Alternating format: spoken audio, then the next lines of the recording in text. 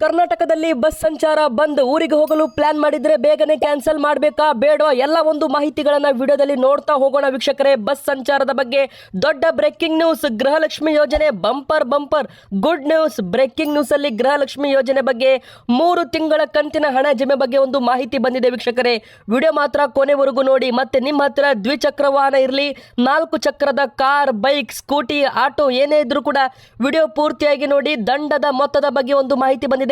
ಸಂಚಾರ ನಿಯಮ ಉಲ್ಲಂಘನೆ ಮಾಡಿದವರಿಗೆ ಕಾದಿದೆ ಬಿಗ್ ಶಾಕ್. ಹೌದು, ಮತ್ತೆ ನೀವು ಕೂಡ ಮೊಬೈಲ್ ಫೋನ್ ಹೊಂದಿದ್ರೆ ನಿಮಗೆ ಒಂದು ಇಂಪಾರ್ಟೆಂಟ್ ಅಂದ್ರೆ ತುಂಬಾನೇ ಇಂಪಾರ್ಟೆಂಟ್ ಮಾಹಿತಿ. ಇಡೀ ರಾಜ್ಯಾದ್ಯಂತ ಜನರು ಇದು ಕೇಳಲೇಬೇಕಾಗಿರೋ ಸುದ್ದಿ. ಈಗ ತಾನೇ ಬಂದಿರೋ ದೊಡ್ಡ ಬ್ರೇಕಿಂಗ್ ನ್ಯೂಸ್. ಮೊಬೈಲ್ ಫೋನ್ ಇದ್ದವರು ವಿಡಿಯೋನ ಕೊನೆವರೆಗೂ ನೋಡಿ ವೀಕ್ಷಕರೇ. ನಿಮಗೆ ಒಂದು ತುಂಬಾನೇ ದೊಡ್ಡ ಮಾಹಿತಿ ಸಿಕ್ಕಿರುವಂತದ್ದು. ಮತ್ತೆ ದೊಡ್ಡ ಬ್ರೇಕಿಂಗ್ ನ್ಯೂಸ್ಗಳಲ್ಲಿ ಮಾಹಿತಿ ನೋಡೋಕ್ಕಿಂತ ಮುಂಚೆ ನೀವಿನ್ನೂ ಕೂಡ ವಿಡಿಯೋಗೆ ಲೈಕ್ ಮಾಡಿಲ್ಲ ಅಂದ್ರೆ ಬೇಗನೆ ವಿಡಿಯೋಗೆ ಲೈಕ್ ಮಾಡೋದನ್ನ ಮರಿಬೇಡಿ ವೀಕ್ಷಕರೇ. ಹಾಗೆ ಕಮೆಂಟ್ ಬಾಕ್ಸ್ ಅಲ್ಲಿ ಈ ಒಂದು ಬಸ್ ಸಂಚಾರ ಬಂದ್ ಆಗ್ಬೇಕಾ ಬೇಡವಾ, ಮುಷ್ಕರ ನಡೆಸಬೇಕಾ ಬೇಡವಾ, ಎಸ್ ಆರ್ ನೋ ಎಂಬುದರ ಮೂಲಕ ಕಮೆಂಟ್ ಮಾಡಿ ವೀಕ್ಷಕರೇ. ಹಾಗೆ ನಮ್ಮ ಚಾನಲ್ಗೆ ನೀವಿನ್ನೂ ಕೂಡ ಸಬ್ಸ್ಕ್ರೈಬ್ ಆಗಿಲ್ಲ ಅಂದ್ರೆ ಬೇಗನೆ ಕೆಳಗಡೆ ಕಾಣುತ್ತಿರುವ ಸಬ್ಸ್ಕ್ರೈಬ್ ಬಟನ್ ಮೇಲೆ ಕ್ಲಿಕ್ ಮಾಡಿ. ಬನ್ನಿ, ಮೊದಲಿಗೆ ಬಂದಿರುವ ಒಂದು ದೊಡ್ಡ ಬ್ರೇಕಿಂಗ್ ನ್ಯೂಸ್ ಏನಂತ ನೋಡೋಣ ವೀಕ್ಷಕರೇ. ಈಗ ತಾನೇ ಬಂದಿರೋ ಸುದ್ದಿ. 38 ತಿಂಗಳ ಅರಿಯರ್ಸ್ ನೀಡಲು ಆಗಲ್ಲ ಎಂದು ಸಿಎಂ ಸಿದ್ದರಾಮಯ್ಯನವರು ಹೇಳಿದ್ದಾರೆ. ಹೀಗಾಗಿ ಸಾರಿಗೆ ನೌಕರರು ಅನಿರ್ದಿಷ್ಟಾವಧಿ ಮುಷ್ಕರಕ್ಕೆ ಕರೆ ಕೊಟ್ಟಿದ್ದಾರೆ.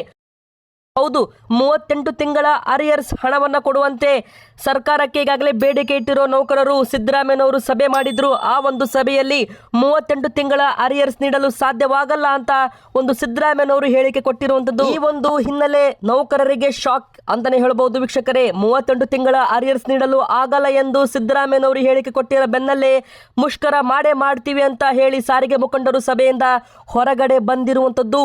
ವೇತನ ಹೆಚ್ಚಳ ಹಾಗೂ ವೇತನ ಹೆಚ್ಚಳ ಹಿಂಬಾಕಿ ಪಾವತಿ ಸೇರಿ ತಮ್ಮ ವಿವಿಧ ಬೇಡಿಕೆಗಳನ್ನು ಈಡೇರಿಸಿ ಮಾಡಬೇಕು ಅಂತ ಸಾರಿಗೆ ನೌಕರರು ಆಗಸ್ಟ್ 5ನೇ ತಾರೀಕಿನಿಂದ ಮುಷ್ಕರಕ್ಕೆ ಕೊರೆಕೊಟ್ಟಿದ್ದಾರೆ. ಬೆಳಿಗ್ಗೆ 6 ಗಂಟೆಯಿಂದಲೇ ಅನಿರ್ದಿಷ್ಟಾವಧಿ ಮುಷ್ಕರಕ್ಕೆ ನೌಕರರು ಸಜ್ಜಾಗಿದ್ದಾರೆ. ಆದ್ರೆ ಏಕಾಏಕಿಯಾಗಿ ಸಾರಿಗೆ ನೌಕರರ ಮುಷ್ಕರ ಸ್ಥಗಿತಗೊಳಿಸಿ ಹೈಕೋರ್ಟ್ ಆದೇಶ ಕೊಟ್ಟಿದೆ. ಹೌದು, ವಿವಿಧ ಬೇಡಿಕೆಗಳನ್ನು ಈಡೇರಿಕೆಗೆ ಒತ್ತಾಯಿಸಿ ಸಾರಿಗೆ ನೌಕರರು ಆಗಸ್ಟ್ 5ನೇ ತಾರೀಕಿನಿಂದ ಅನಿರ್ದಿಷ್ಟಾವಧಿ ಮುಷ್ಕರಕ್ಕೆ ನಿರ್ಧಾರ ಕೈಗೊಂಡಿದ್ದಾರೆ. ಈ ಹಿನ್ನೆಲೆ ಸಲ್ಲಿಸಲಾಗಿದ್ದಂತ PIL ವಿಚಾರಣೆ ಮಾಡಿದಾಗ ಹೈಕೋರ್ಟ್ ಸಾರಿಗೆ ನಿಗಮಗಳಿಗೆ ನೋಟಿಸ್ ನೀಡಿದೆ. ಯಾರು ಕೂಡ ಆಗಸ್ಟ್ 5ನೇ ತಾರೀಕಿನವರೆಗೂ ಯಾರು ಕೂಡ ಮುಷ್ಕರ ಮಾಡಬಾರದು ಅಂತ ಆದೇಶ ಕೊಟ್ಟಿದೆ. ಆದ್ರೆ ಈ ಒಂದು ಆದೇಶ ಆಗಸ್ಟ್ 5ನೇ ತಾರೀಕು ಒಂದು ದಿನದ ಮಟ್ಟಿಗೆ ಮಾತ್ರ ಮುಷ್ಕರವನ್ನ ಸ್ಥಗಿತಗೊಳಿಸುವಂತೆ ಹೈಕೋರ್ಟ್ ಆದೇಶ ಕೊಟ್ಟಿದೆ. ಆಗಸ್ಟ್ 6, 7ನೇ ತಾರೀಕಿಗೆ ಇನ್ನೊಮ್ಮೆ ಈ ಒಂದು ಬಂದ್ ನಿರ್ಧಾರದ ಬಗ್ಗೆ ಒಂದು ಮಾಹಿತಿ ಬರಲಿದೆ ವೀಕ್ಷಕರೇ. ಇದು ಸದ್ಯಕ್ಕೆ ಬಂದಿರೋ ಒಂದು ಬಿಗ್ ಬ್ರೇಕಿಂಗ್ ನ್ಯೂಸ್. ಬನ್ನಿ ಈಗ ಮತ್ತೊಂದು ಟಾಪ್ ಬ್ರೇಕಿಂಗ್ ನ್ಯೂಸ್. ಗೃಹಲಕ್ಷ್ಮಿ ಯೋಜನೆ ಬಗ್ಗೆ ಬಂದಿರೋ ದೊಡ್ಡ ಒಂದು ಸುದ್ದಿ ಅಂತಾನೆ ಹೇಳ್ಬೋದು ವೀಕ್ಷಕರೇ. ಹೌದು, ಈ ಬಾರಿ 3 ತಿಂಗಳ ಪೇಮೆಂಟ್ ಆಗಸ್ಟ್ ಮೊದಲ ವಾರದಲ್ಲಿ ಜಮೆ ಆಗಲಿದೆ ಎಂಬ ಒಂದು ಮಾಹಿತಿ ಸಿಕ್ಕಿರುವಂತದ್ದು ವೀಕ್ಷಕರೇ. ಹೌದು, ಈಗ ತಾನೇ ಬಂದಿರೋ ದೊಡ್ಡ ಬ್ರೇಕಿಂಗ್ ನ್ಯೂಸ್. ನಿಮಗೂ ಕೂಡ ಏನಾದರೂ ಪ್ರತಿ ತಿಂಗಳು ಹಣ ಬಂದಿಲ್ಲ ಅಂದ್ರೆ ಆಗಸ್ಟ್ 10ನೇ ತಾರೀಕಿನ ಒಳಗಾಗಿ ನಿಮಗೆ ಈ ಒಂದು 3 ಕಂತುಗಳ ಹಣವನ್ನ ಪಾವತಿ ಆಗೋ ಬಗ್ಗೆ ಒಂದು ಮಾಹಿತಿ ಸಿಕ್ಕಿದೆ. ಹೌದು ವೀಕ್ಷಕರೇ, ಅನೇಕ ಫಲಾನುಭವಿಗಳಿಗೆ ತಡವಾಗಿ ಪಾವತಿ ಆಗ್ತಾ ಇದೆಯಾ ಗೃಹಲಕ್ಷ್ಮಿ ಯೋಜನೆ? ಹೌದು, ಏಪ್ರಿಲ್, ಮೇ, ಜೂನ್ ತಿಂಗಳ ಹಣ 2,000 ರೂಪಾಯಿ, ಟೋಟಲ್ 6,000 ರೂಪಾಯಿ ಹಣ ತುಂಬಾ ಜನರಿಗೆ ಜಮೆ ಆಗಿಲ್ಲೋ ಎಂಬ ಒಂದು ಕಂಪ್ಲೇಂಟ್ಸ್ಗಳು ಬರ್ತಾ ಇದೆ ಅಂತ ತುಂಬಾ ಜನ ಕಮೆಂಟ್ ಅಲ್ಲಿ ಹೇಳ್ತಾ ಇದ್ರು. ಈ ಸಂಬಂಧ ಸರ್ಕಾರದ ಮತ್ತು ಮಾಧ್ಯಮ ಮೂಲಗಳ ಆಧಾರದ ಮೇಲೆ ಒಂದು ಸಂಪೂರ್ಣವಾಗಿ ವಿವರ ಸಿಕ್ಕಿರುವಂತದ್ದು ವೀಕ್ಷಕರೇ. ಹೌದು, ಏಪ್ರಿಲ್ ತಿಂಗಳ 21ನೇ ಕಂತು ಇನ್ನೂ ಕೂಡ ಬಾಕಿ ಇದೆ ಅಂತ ತುಂಬಾ ಜನರು ಕಮೆಂಟ್ ಮಾಡಿದ್ದಾರೆ. ನಿಮಗೂ ಕೂಡ ಏಪ್ರಿಲ್ ತಿಂಗಳ ಹಣ ಬಂದಿದೆಯೋ ಇಲ್ವೋ, ಎಸ್ ಆರ್ ನೋ ಎಂಬುದರ ಮೂಲಕ ನೀವು ಕಮೆಂಟ್ ಅಲ್ಲಿ ನಮಗೆ ತಿಳಿಸಬಹುದು ವೀಕ್ಷಕರೇ. ಮತ್ತೆ ಮೇ ತಿಂಗಳ 22 ಕಂತು ಮತ್ತು ಜೂನ್ ತಿಂಗಳ 23ನೇ ಕಂತು ಇನ್ನೂ ಕೂಡ ಶೀಘ್ರದಲ್ಲೇ ಬಿಡುಗಡೆ ಆಗಲಿದೆ ಎಂಬ ಒಂದು ಮಾಹಿತಿ ಸಿಕ್ಕಿರುವಂತದ್ದು ವೀಕ್ಷಕರೇ. ಮತ್ತೆ ಆಗಸ್ಟ್ 10ನೇ ತಾರೀಕಿನ ಒಳಗಾಗಿ ಬಾಕಿ ಕಂತು ಹಣವನ್ನ ಬಿಡುಗಡೆ ಮಾಡಲಿದೆ ಸರ್ಕಾರ. ಹೌದು, ಬ್ಯಾಂಕ್ ಖಾತೆ ಆಧಾರ್ ಕಾರ್ಡ್ ಲಿಂಕ್ ಆಗಿಲ್ಲ ಅಂದ್ರೆ ಜಮೆ ಆಗಲ್ಲ ಗೃಹಲಕ್ಷ್ಮಿ ಹಣ, ನೆನಪಿರಲಿ. NPCI ಮತ್ತು DBT ನಲ್ಲಿ ಸಮಸ್ಯೆ ಇದ್ರೂ ಕೂಡ ಈ ಒಂದು 2,000 ರೂಪಾಯಿ ಹಣ ಜಮೆ ಆಗೋದಿಲ್ಲ ಅಂತ ಹೇಳಲಾಗ್ತಾ ಇದೆ. ದಸ್ತಾವೇಜು ಪರಿಶೀಲನೆ ಅಂದುಕೊಂಡಕ್ಕಿಂತ ಹೆಚ್ಚು ಸಮಯ ತೆಗೆದುಕೊಳ್ತಾ ಇದೆ ಅಂತಾನೂ ಕೂಡ ಹೇಳಲಾಗಿದೆ. ಮತ್ತೆ 2025ರ ಆಗಸ್ಟ್ ಮೊದಲ ವಾರದಿಂದ ಪಾವತಿ ಪ್ರಕ್ರಿಯೆ ಮತ್ತೆ ಆರಂಭ ಮಾಡಲು ತಯಾರಿ ಆಗ್ತಾ ಇದೆ ಅಂತ ಅಧಿಕೃತ ಆಧಾರದ ಮೇಲೆ ಮಾಹಿತಿ ಸಿಕ್ಕಿರುವಂತದ್ದು ವೀಕ್ಷಕರೇ. DBT ಆ್ಯಪ್ ಅಥವಾ ಸೇವಾ ಸಿಂಧು ಪೋರ್ಟಲ್ ಮೂಲಕ ನಿಮ್ಮ ಒಂದು ಪೇಮೆಂಟ್ ಸ್ಟೇಟಸ್ ಅನ್ನ ನೀವು ಚೆಕ್ ಮಾಡ್ಕೋಬಹುದು ವೀಕ್ಷಕರೇ. ಮತ್ತೆ ನೀವು ಕೂಡ ನಿಮ್ಮ ಗ್ರಾಮ 1 ಕೇಂದ್ರ, ಬೆಂಗಳೂರು 1 ಅಥವಾ ಕರ್ನಾಟಕ 1 ಕೇಂದ್ರಕ್ಕೆ ಹೋಗಿ ಇದರ ಬಗ್ಗೆ ಸಹಾಯ ಪಡೆದುಕೊಳ್ಳಿ ಅಂತಾನೂ ಕೂಡ ಹೇಳಲಾಗಿದೆ. ನಿಮ್ಮ ಬ್ಯಾಂಕ್ ಖಾತೆ ಮತ್ತು ಆಧಾರ್ ಲಿಂಕ್ ಸ್ಟೇಟಸ್ ಪರಿಶೀಲನೆ ಮಾಡಿಕೊಳ್ಳಿ, ಇಲ್ಲದಿದ್ದರೆ ಪಾವತಿ ತಡವಾಗುತ್ತೆ ಅಂತ ಹೇಳಲಾಗಿದೆ ವೀಕ್ಷಕರೇ. ಒಂದು ವೇಳೆ ನಿಮಗೇನಾದರೂ ನಿಮ್ಮ ಒಂದು ಆ್ಯಪ್ನಲ್ಲಿ ಪೇಮೆಂಟ್ ಫೇಲ್ಡ್ ಅಥವಾ ನಾಟ್ ಪ್ರೊಸೆಸ್ಡ್ ಗೃಹಲಕ್ಷ್ಮಿ ಸ್ಕೀಮ್ ಅಂತ ಬಂದಿದ್ದರೆ ಬ್ಯಾಂಕ್ಗೆ ಹೋಗಿ NPCI DBT ಆ್ಯಪನ್ನು ಲಿಂಕ್ ಹಾಕಿಕೊಳ್ಳಿ. ರಿಕಾರ್ಡ್ ನಾಟ್ ಫೌಂಡ್ ಅಂತ ಬಂದರೆ ನಿಮ್ಮ ಅರ್ಜಿ ಮಾನ್ಯವಾಗಿಲ್ಲ ಎಂದು ಅರ್ಥ. ಹೀಗಾಗಿ ನಿಮ್ಮ ಹೆಸರು ಈ KYCಯಲ್ಲಿ ದಾಖಲಾಗಿಲ್ಲ ಅಂತ ಅರ್ಥ ಅಂತ ಹೇಳಲಾಗಿದೆ. ಆಗಸ್ಟ್ 10, 2025 ಒಳಗೆ 3 ಕಂತುಗಳ ಪಾವತಿ ಒಟ್ಟಾಗಿ ಬರುವ ಸಾಧ್ಯತೆ ಕಂಡು ಬರ್ತಾ ಇದೆ ವೀಕ್ಷಕರೇ. ಇನ್ನು ಅಧಿಕೃತ ಸುದ್ದಿ ಬರೋದು ಮಾತ್ರ ಬಾಕಿ ಇದೆ. ಮತ್ತೆ ವಾಹನ ಸಂಚಾರ ನಿಯಮದ ಬಗ್ಗೆ ದೊಡ್ಡ ಸುದ್ದಿ. ಹೌದು, ಯಾರಾದರೂ ವಾಹನ ಸಂಚಾರ ನಿಯಮ ಉಲ್ಲಂಘನೆ ಮಾಡಿದರೆ ಅದಕ್ಕೆ ಬೀಳುವ ದಂಡಗಳ ಬಗ್ಗೆ ಒಂದು ಮಾಹಿತಿ ಕೊಡ್ತೀವಿ. ತುಂಬಾ ಜನರಿಗೆ ಇದರ ಬಗ್ಗೆ ಮಾಹಿತಿನೇ ಇಲ್ಲ. ಅವರಿಗೆ ಈಗಾಗಲೇ 10,000, 5,000 ದಂಡ ಬೀಳ್ತಾನೆ ಇದೆ. ಮೊದಲಿಗೆ ಬಂದಿರೋ ಬಿಗ್ ಬ್ರೇಕಿಂಗ್ ನ್ಯೂಸ್, ಹೆಲ್ಮೆಟ್ ಇಲ್ಲದೆ ಬೈಕ್ ಓಡಿಸಿದ್ರೆ ನಿಮಗೆ ಗೊತ್ತಿರೋ ಹಾಗೆ 500 ರೂಪಾಯಿ ದಂಡದ ಮೊತ್ತ ನಿಮಗೆ ಗೊತ್ತಿರಬಹುದು. ಇದರ ಬಗ್ಗೆ ನಾ ಏನು ಜಾಸ್ತಿ ಹೇಳೋದು ಬೇಕಾಗಿಲ್ಲ. ಲೈಸೆನ್ಸ್ ಇಲ್ಲದೆ ವಾಹನ ಚಲಾಯಿಸಿದರೆ 5,000 ರೂಪಾಯಿ ದಂಡ ಅಥವಾ ಜೈಲು ಶಿಕ್ಷೆ ಕೂಡ ಆಗ್ಬೋದು, ನೆನಪಿರಲಿ. ಹೌದು ವೀಕ್ಷಕರೇ, ನಿಮ್ದೇನಾದರೂ ಲೈಸೆನ್ಸ್ ಇರಲಿಲ್ಲ, ನೀವೇನಾದರೂ ವಾಹನವನ್ನು ಓಡಿಸಿದರೆ 5,000 ರೂಪಾಯಿ ದಂಡ ಬೀಳುತ್ತೆ.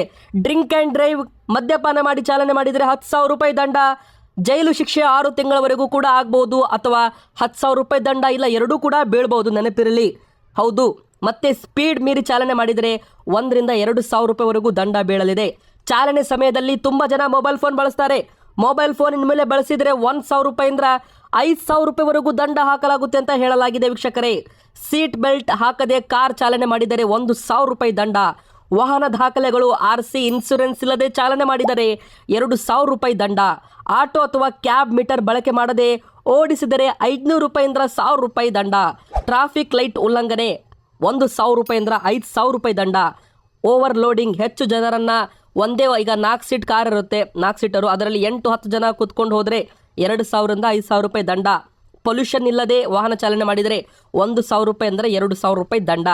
ಒಂದು ವೇಳೆ ಈ ತಪ್ಪು ನೀವು ಪದೇ ಪದೇ ಮಾಡಿದರೆ ದಂಡದ ಮೊತ್ತ ಹೆಚ್ಚಾಗುತ್ತೆ, ನಿಮ್ಮ ಡ್ರೈವಿಂಗ್ ಲೈಸೆನ್ಸ್ ಕ್ಯಾನ್ಸಲ್ ಆಗುತ್ತೆ, ಮತ್ತೆ ನಿಮಗೆ ಜೈಲು ಶಿಕ್ಷೆ ಕೂಡ ಆಗ್ಬಹುದು. ಮತ್ತೆ ಎಲೆಕ್ಟ್ರಾನಿಕ್ ಚಲನೆ ಮೂಲಕ ನೀವು ದಂಡಗಳ ಬಂದು ಪಾವತಿನ ಚೆಕ್ ಮಾಡ್ಬೋದು. ಪರಿವಾಹನ್ ವೆಬ್ಸೈಟ್ ಅಂತ ಇದೆ. ಆ ಒಂದು ವೆಬ್ಸೈಟಲ್ಲಿ ನಿಮ್ಮ ಒಂದು ಗಾಡಿ ನಂಬರ್ ಹಾಕೋದ್ರ ಮೂಲಕ ನಿಮ್ಮ ಒಂದು ವೆಹಿಕಲ್ ಮೇಲೆ ಎಷ್ಟು ಕೇಸ್ ಇದೆ ಅಂತ ನೀವು ಚೆಕ್ ಮಾಡ್ಬೋದು. ಟ್ರಾಫಿಕ್ ಪೊಲೀಸ್ ಕ್ಯಾಂಪಲ್ಲಿ ಅಥವಾ ಆನ್ಲೈನ್ ಮೂಲಕವೂ ಕೂಡ ನೀವು ಕೇಸ್ ಡೀಟೇಲ್ಸ್ಗಳನ್ನು ಪಡೆದುಕೊಳ್ಬೋದು ಅಂತ ಇಲ್ಲಿ ಹೇಳಲಾಗಿದೆ. ಒಟ್ಟಾರೆ ಹೇಳೋದಾದರೆ ಇನ್ನು ಮುಂದೆ ವಾಹನ ಚಾಲನೆ ಮಾಡುವವರು ಖಂಡಿತವಾಗಿಯೂ ಪ್ರತಿಯೊಬ್ಬರು ಕೂಡ ಸಂಚಾರ ನಿಯಮಗಳನ್ನು ಪಾಲನೆ ಮಾಡಿ, ಇಲ್ಲವಾದಲ್ಲಿ ಒಂದು ಕ್ಯಾಮ್ರಾ ಮೂಲಕ ನಿಮ್ಮ ಮೇಲೆ ಕೇಸ್ ಹಾಕಲಾಗುತ್ತೆ. ಕ್ಯಾಮ್ರಾದಲ್ಲಿ ಎಲ್ಲ ಒಂದು ಯಾರ್ಯಾರು ವಾಹನ ನಿಯಮವನ್ನು ಉಲ್ಲಂಘನೆ ಮಾಡ್ತಾರೆ ನೋಡಿ, ಸಂಚಾರ ನಿಯಮ ಉಲ್ಲಂಘನೆ, ಅವರೆಲ್ಲರ ಡೇಟಾವನ್ನು ಕಲೆಕ್ಟ್ ಮಾಡಿ ಅವರಿಗೆ ಈ ಚಲನ್ ಅಂದರೆ ಆನ್ಲೈನ್ ಮೂಲಕ ಚಲನನ್ನು ಮಾಡಲಾಗ್ತಾ ಇದೆ, ದಂಡದ ಒಂದು ಮೊತ್ತವನ್ನು ಹಾಕಲಾಗ್ತಾ ಇದೆ ಅಂತ ಇಲ್ಲಿ ಹೇಳಲಾಗಿದೆ ವೀಕ್ಷಕರೇ.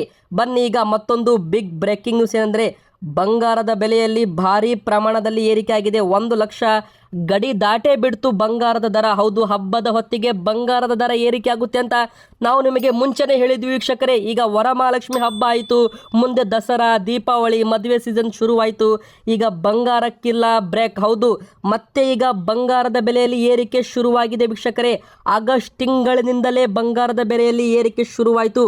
ಹಬ್ಬಗಳ ದಿನಗಳು ಕೂಡ ಶುರುವಾಯಿತು. ಇಳಿಕೆಯಾಗಿದ್ದ ಬಂಗಾರದ ದರ ಮತ್ತೆ ಈಗ 1 ಲಕ್ಷ ರೂಪಾಯಿ ಗಡಿ ದಾಟಿದೆ. ಮೊದಲಿಗೆ ನಿಮಗೆ 24 ಕ್ಯಾರೆಟ್ ಚಿನ್ನದ ದರ 10 ಗ್ರಾಮ್ ಮೇಲೆ ಮತ್ತೆ 50 ರೂಪಾಯಿ ಏರಿಕೆಯಾಗಿ 1,01,400 ರೂಪಾಯಿ ಆಗಿರುವಂಥದ್ದು ವೀಕ್ಷಕರೇ. ಮತ್ತೆ 22 ಕ್ಯಾರೆಟ್ ಚಿನ್ನದ ದರ 92,950 ರೂಪಾಯಿ, 50 ರೂಪಾಯಿ ಮತ್ತೆ ಏರಿಕೆಯಾಗಿದೆ. 18 ಕ್ಯಾರೆಟ್ ಚಿನ್ನ 76,050 ರೂಪಾಯಿ ಆಗಿರುವಂಥದ್ದು. ಆದರೆ ಇಲ್ಲಿ ಬೆಳ್ಳಿ ಬೆಲೆ ಬಗ್ಗೆ ಹೇಳೋದಾದರೆ ಬೆಳ್ಳಿ ಬೆಲೆಯಲ್ಲೂ ಕೂಡ ಏರಿಕೆಯಾಗಿದೆ, 1,13,000 ರೂಪಾಯಿ ಆಗಿರುವಂಥದ್ದು. ಬನ್ನಿ ಈಗ ಮತ್ತೊಂದು ಬಿಗ್ ಬ್ರೇಕಿಂಗ್ ನ್ಯೂಸ್ ಬರ್ತಾ ಇದೆ ಗೆಳೆಯರೆ. ಡಿಜಿಟಲ್ ಅರೆಸ್ಟ್ ಎಂಬ ಒಂದು ಸುದ್ದಿ ನಿಮಗೆ ಗೊತ್ತಿರಬಹುದು. ಈ ಒಂದು ಡಿಜಿಟಲ್ ಅರೆಸ್ಟ್ ಬಗ್ಗೆ ಖುದ್ದು ನರೇಂದ್ರ ಮೋದಿಜಿಯವರೇ ಮಾತನಾಡಿದ್ದಾರೆ. ನಿಮಗೆ ಯಾರಾದರೂ ಪೊಲೀಸರು ಅಂತ ಹೇಳಿ ವಿಡಿಯೋ ಕಾಲ್ ಮಾಡಿದರೆ, ಕರೆ ಮಾಡಿದರೆ ಯಾರು ಕೂಡ ಭಯ ಆಗಬೇಡಿ, ಯಾರು ಕೂಡ ಭಯಭೀತರಾಗಬಾರ್ದು ಅಂತ ಇಲ್ಲಿ ಹೇಳಲಾಗಿದೆ ವೀಕ್ಷಕರೇ. ಈಗ ಆನ್ಲೈನ್ ಕಳ್ಳರು ಮತ್ತೆ ತಮ್ಮ ಒಂದು ಕೈ ಚಳಕ ತೋರಿಸಲು ಶುರು ಮಾಡಿದ್ದಾರೆ. ಯಾರೂ ಕೂಡ ಇದನ್ನು ನಂಬಬೇಡಿ. ಒಂದು ವಿಡಿಯೋ ಕಾಲ್ ಬರುತ್ತೆ ನಿಮಗೆ, ಯಾರಾದರೂ ಈ ಥರ ವಿಡಿಯೋ ಕಾಲ್ ಮಾಡಿ ಡಿಜಿಟಲ್ ಅರೆಸ್ಟ್ ಅಂತ ನಿಮಗೆ ಹೇಳಿದರೆ ನೀವು ಯಾವುದೇ ಕಾರಣಕ್ಕೂ ಅದನ್ನು ಕಾಲ್ಗೆ ರೆಸ್ಪಾನ್ಸ್ ಮಾಡಿಬಿಡಿ. ಆ ಒಂದು ಕರೆಗಳನ್ನು ನೀವು ಕಟ್ ಮಾಡಿ. ಎದಕ್ಕಂದರೆ ವೀಕ್ಷಕರೇ, ಅವ್ರು ಏನು ಮಾಡ್ತಾ ಇದ್ದಾರೆ ಅಂದರೆ ಸಾಮಾಜಿಕ ಜಾಲತಾಣದಲ್ಲಿ ಕೋರ್ಟ್ ವಾರೆಂಟ್ ಇದೆ ಅಂತ ಬೊಗಸೆ ದಾಖಲೆಗಳನ್ನು ನಿಮಗೆ ತೋರಿಸ್ತಾರೆ. ನಿಮಗೆ ಫೋನ್ ಅಥವಾ ವಿಡಿಯೋ ಕಾಲಲ್ಲಿ ಗಂಟೆಗಳ ಕಾಲ, ದಿನಗಳ ಕಾಲ ನಿಮಗೆ ಕಟ್ಟಿ ಹಾಕ್ತಾರೆ. ಹೌದು, ನಿಮಗೆ ವಿಡಿಯೋ ಕಾಲ್ ಮಾಡಿ ಆ ಒಂದು ವಿಡಿಯೋ ಕಾಲ್ ನೀವು ಕಟ್ ಮಾಡೋಂಗಿಲ್ಲ, ನಮ್ಮ ಮುಂದೆನೇ ಕುತ್ಕೋಬೇಕು. ನೀವು ಆ ವಿಡಿಯೋ ಕಾಲ್ ಕಟ್ ಮಾಡಿದರೆ ಅರೆಸ್ಟ್ ಮಾಡ್ತೀವಿ ಅಂತ ನಿಮಗೆ ಧಮಕಿ ಹಾಕ್ತಾರೆ ವೀಕ್ಷಕರೇ. ಇದು ಕಳ್ಳರು ಮಾಡುತ್ತಿರುವ ಪೊಲೀಸರ ರೂಪದಲ್ಲಿ ವಿಡಿಯೋ ಕಾಲ್ ಮೂಲಕ ಪೊಲೀಸರು ಅಂತ ಹೇಳಿ ಸುಳ್ಳು ಪೊಲೀಸರು ವೀಕ್ಷಕರೇ, ಅವರೆಲ್ಲ ನಕಲಿ ಪೊಲೀಸರು. ಯಾರು ಕೂಡ ಭಯಭೀತರಾಗಬಾರ್ದು, ಯಾರು ಕೂಡ ಅವರಿಗೆ ಹಣ ಕೊಡಬೇಡಿ. ನೀವು ಯಾವುದೇ ಕಾರಣಕ್ಕೂ ಅವರಿಗೆ ಉತ್ತರ ಕೊಡೋದೇ ಬೇಡ. ಆ ಥರ ನಿಮಗೆ ಯಾರೇ ಒಬ್ಬರು ವಾಟ್ಸಪ್ಪಲ್ಲಿ ಪೊಲೀಸರು ಅಂತ ಹೇಳಿ ವಿಡಿಯೋ ಕಾಲ್ ಮಾಡಿದರೆ ಅದನ್ನು ಕಟ್ ಮಾಡಿ. ಯಾವುದೇ ಕಾರಣಕ್ಕೂ ನೀವು ಭಯಭೀತರಾಗೋದು ಬೇಕಾಗಿಲ್ಲ. ಮತ್ತು ಇದರ ಬಗ್ಗೆ ಖುದ್ದು ನರೇಂದ್ರ ಮೋದಿಜಿಯವರೇ ಒಂದು ಮಾಹಿತಿ ಕೊಟ್ಟಿದ್ದಾರೆ. ಈ ಥರ ಸ್ಕ್ಯಾಮ್ ಆಗ್ತಾ ಇದೆ, ಯಾರು ಕೂಡ ಇದಕ್ಕೆ ಉತ್ತರ ಕೊಡಬೇಡಿ.